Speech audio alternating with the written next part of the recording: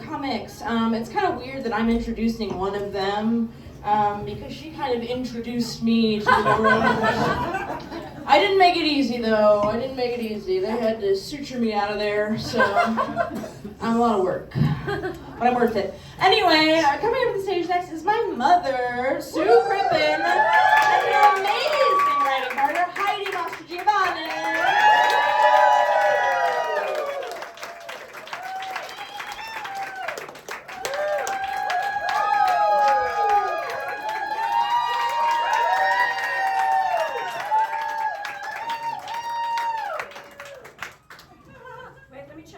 Yo, Heidi!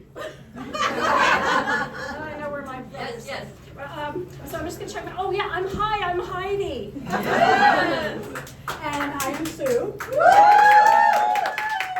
And yes, we are in fact up here because Sue is Maggie's mom. It is in fact reverse nepotism.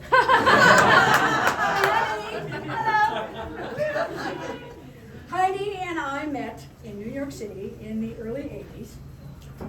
We no longer do the math. And we have many things in common. We are among the oldest people in this room. We are both short.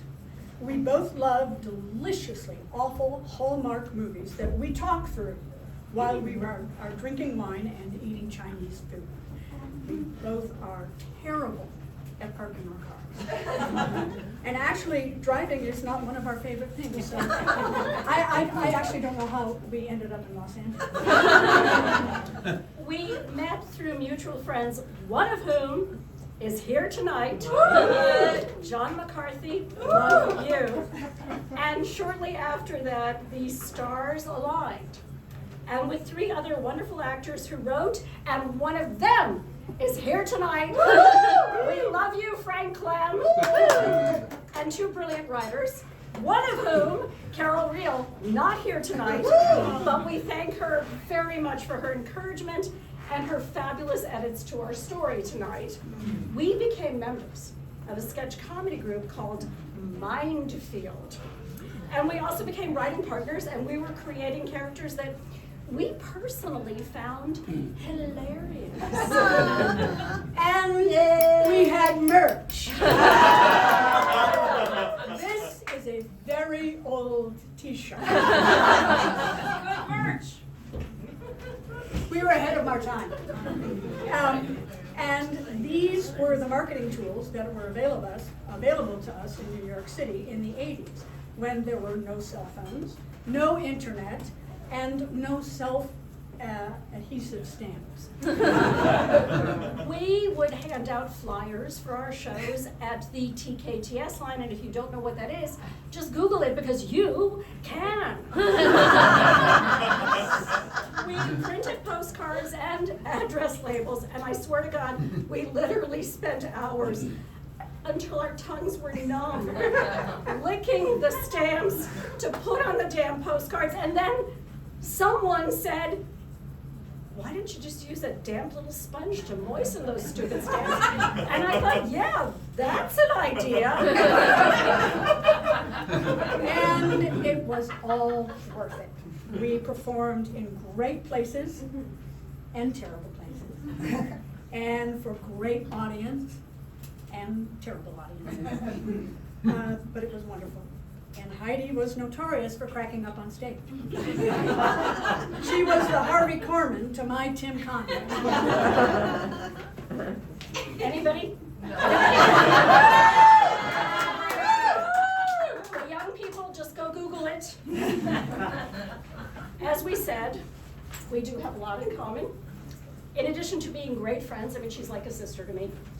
We are both members of a club that nobody wants to belong to. My husband Dennis and I introduced Sue to her husband Ed. And I often tell my darling Maggie, who is like a niece to me, that she can just go right ahead and thank me every time she sees me for being born. And then, as it happened, Dennis and Ed both died. Thank you.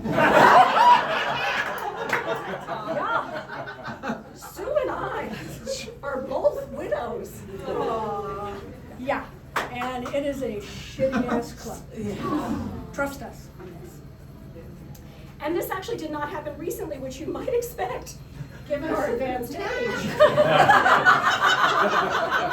No, my husband Dennis died young, and Sue's husband Ed, well, anyone who knew Ed knew he was never really young. But he died way before anyone thought he might. Dennis died almost 25 years ago, which makes me widow 1. Dennis grew up in Detroit, and we met in gritty New York City, and both places really matched Dennis's brooding good looks, and all of his brooding in general. But when we moved to LA, he relaxed. Pub crawling, sometimes literally, was replaced with surfing. Guarded irony gave way to open warmth. He was happy.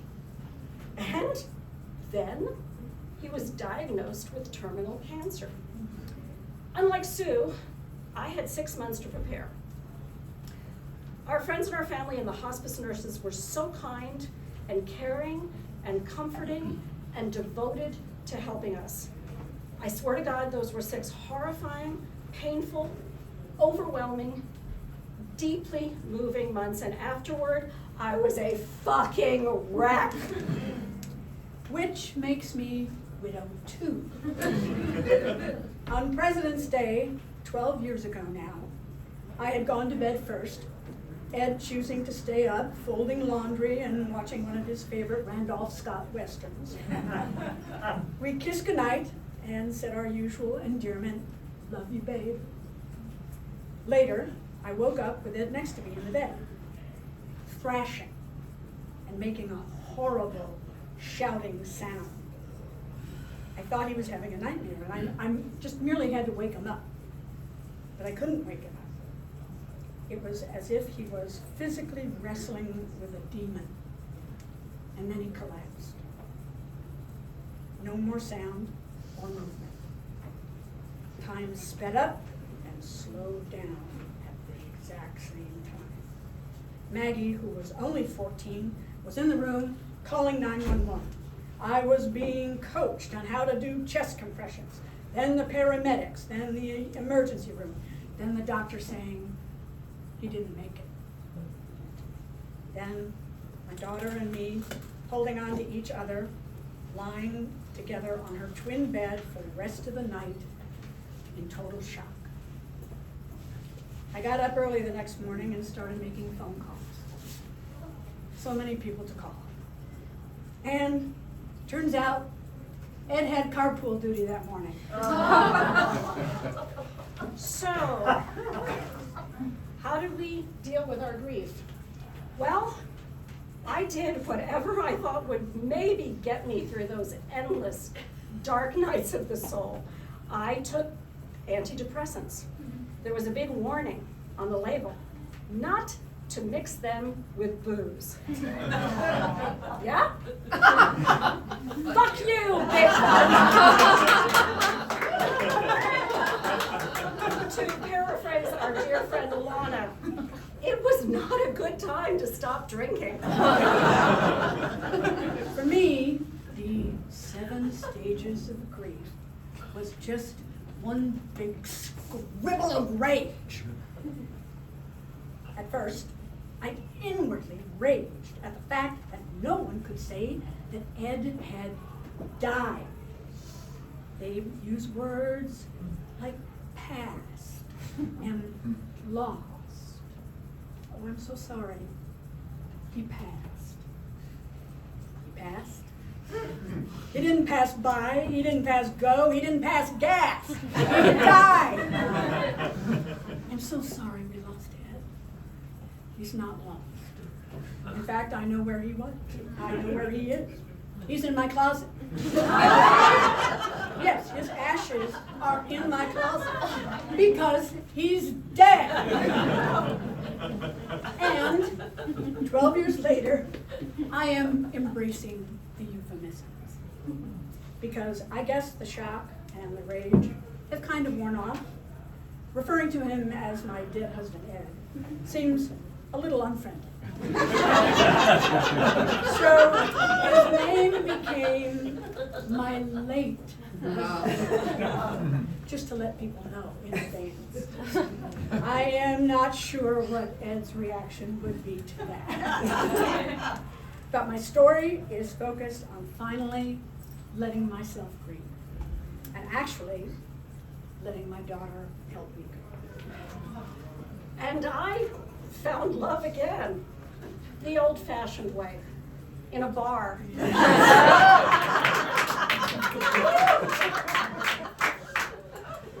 A lot of you know my mother, Minna, and she had a very, very heavy German accent and a very deep voice. And what was unusual was that she was 6.5 years older than my father, which was very, very strange in the 1950s. So when I started to get serious about my new boyfriend, of course I called my parents to tell them. And I also told them that Tom is 10 years younger than I am. To which my mother, who I would remind you was 6.5 years older than my father, responded, "Oh, that's too much." Fine, Mom, I'm guessing 7 years is the cutoff. My wonderful husband, Tom, is recording us right now. Honey, I just want to make sure you've got the wine waiting for us right when we get on stage. Oh, yeah. Love you, darling. Susie, what's the message we want to leave? Read the t-shirt. This is our message. Nevertheless, persist!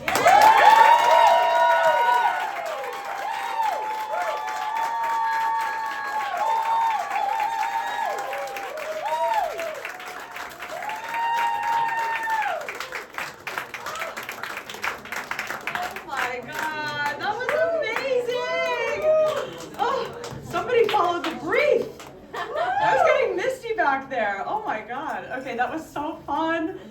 Great news. We have some more fun, sad comedy. Our next comic,